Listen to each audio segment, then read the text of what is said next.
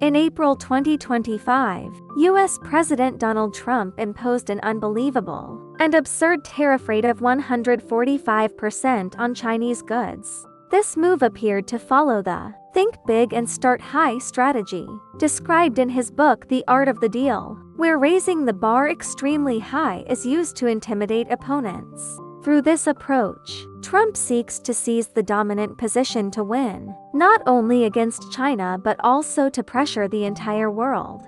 However, it seems likely that this plan will ultimately fail, because this time, China will not compromise.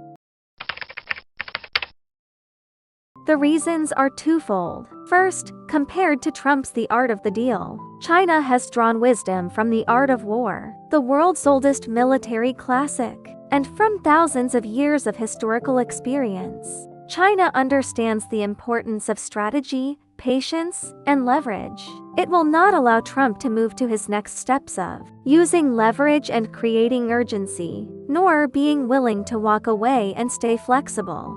Moreover, China has been preparing for this moment for 7 years, ever since the ZTE sanctions event in 2018.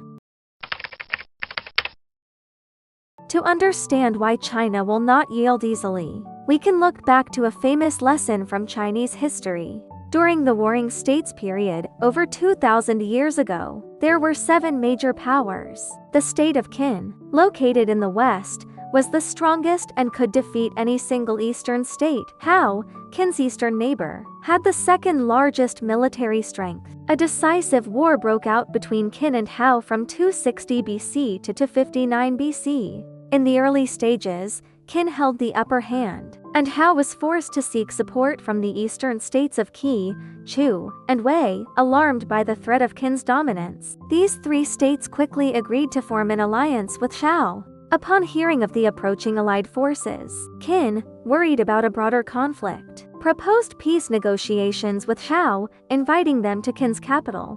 The king of Hao, eager for peace, appointed a dignitary as envoy. However, a wise official named Yu King firmly opposed the move. He warned, "If we refuse negotiations, it will show our allies our determination to resist. They will continue sending troops to support us.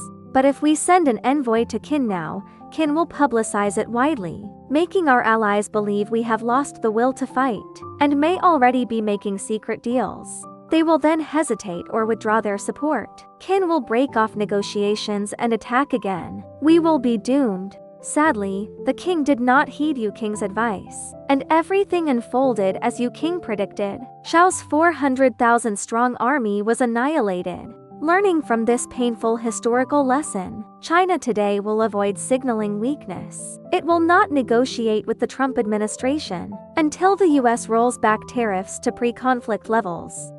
Furthermore, China would insist on negotiations taking place, either in Beijing or a neutral location like Singapore, not Washington. Beyond historical lessons, China has also prepared practical tools for this battle. By 2024, China's exports to the US had declined to about 14%, down from 19% in 2018.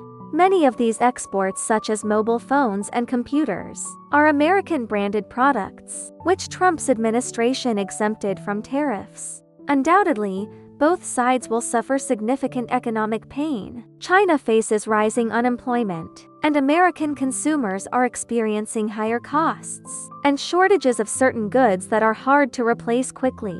Yet, Chinese society has a unique resilience, forged through vivid memories of national humiliation between 1840 and 1945. As a nation, China can endure hardship and eat bitterness better than many others. Additionally, China holds critical leverage.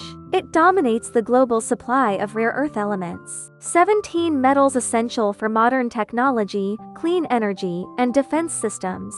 Rebuilding an alternative supply chain would take the US years, if not decades. In contrast, the US appears to have launched this tariff war hastily, without thorough strategic planning.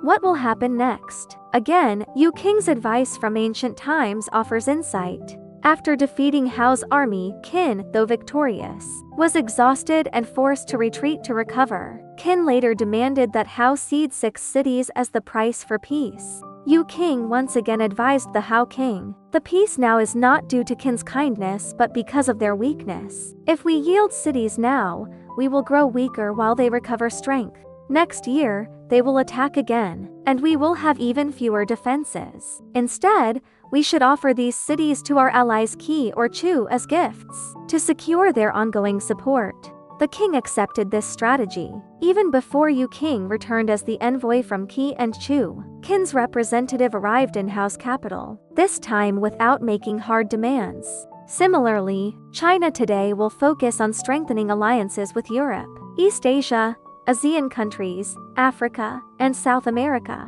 For the US, making deals with others will become extremely difficult until it resolves its conflict with China.